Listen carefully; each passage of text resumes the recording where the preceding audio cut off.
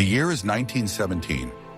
The Great War grinds on, a brutal, seemingly endless conflict that is shaking the very foundations of European society.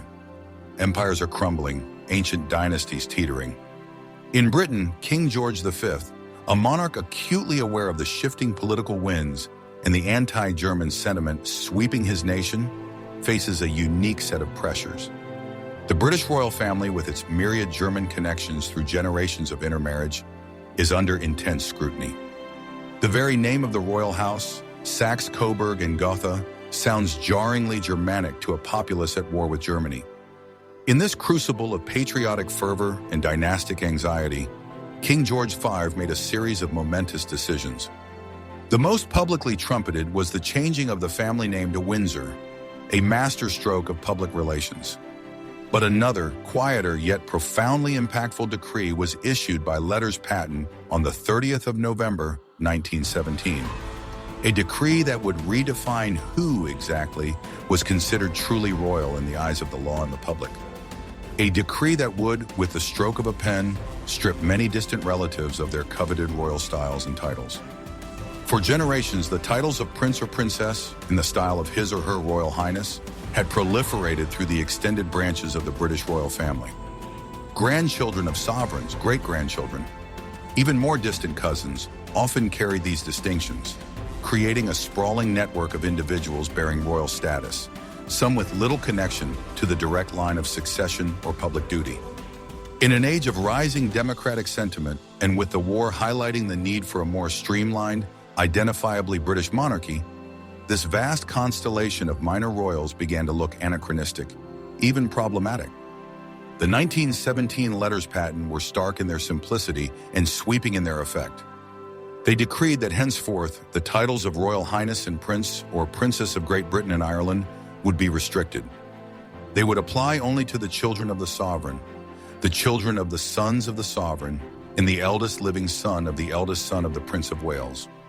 The impact was immediate and for some deeply personal. Scores of individuals, often bearing German princely titles through their paternal lines but also recognized as British princes and princesses through their maternal Hanoverian or Saxe-Coburg lineage, suddenly found their British royal status curtailed. Teck and Battenberg princes and princesses, for example, who were close relatives of Queen Mary and prominent figures in British society, were directly affected. They were offered British peerages as compensation. The Tecks became Marquesses of Cambridge, Earls of Eltham, and Viscounts Northallerton. The Battenbergs became Marquesses of Milford Haven and Carisbrooke, and Earls of Medina. Esteemed titles, certainly, but not the inherent royalty they had previously known. Why this radical pruning of the royal tree? Several factors were at play. Firstly, the war. Anti-German sentiment was at its peak. Stripping titles from those with strong German connections, even if they were loyal British subjects, was seen as a necessary step to demonstrate the monarchy's unambiguous Britishness. Secondly, public perception. In an era of sacrifice and hardship, a large, diffuse group of royals enjoying privileges without necessarily performing significant public duties was becoming increasingly difficult to justify. Streamlining the royal family made it appear more focused, more dedicated to service. And thirdly, perhaps, a desire by George VI to assert control and define the boundaries of his own dynasty more clearly. He was a practical, no-nonsense king. This decree brought order and clarity to a previously somewhat nebulous system. It drew a clear line between the core working royals and the wider, extended family. The suspense here is not of cloak and dagger intrigue, but of profound personal and dynastic consequence. Imagine the conversations, the letters, the private anxieties of those who suddenly found their status altered.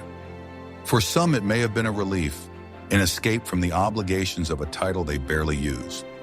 For others, it was undoubtedly a blow to their pride, a perceived demotion, a severing of a cherished link to the heart of the monarchy.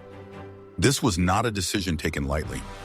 It was a strategic move, carefully considered, designed to safeguard the monarchy in a turbulent world. It was about adapting to survive. The king, with the advice of his government, was essentially redefining what it meant to be royal in the modern age. It was a move away from the sprawling, interconnected dynastic networks of 19th century Europe towards a more compact national monarchy. The 1917 letters patent remain a cornerstone of how royal titles are determined in the United Kingdom to this day, though subsequent monarchs have occasionally issued further letters patent to make specific adjustments for their own families. It was a pivotal moment, a quiet revolution in royal identity, born out of the crucible of war and the need for the monarchy to evolve with its people. A king's decree, stripping away old titles, forging a new, more focused image for the House of Windsor, ensuring its relevance and survival in a drastically changing world.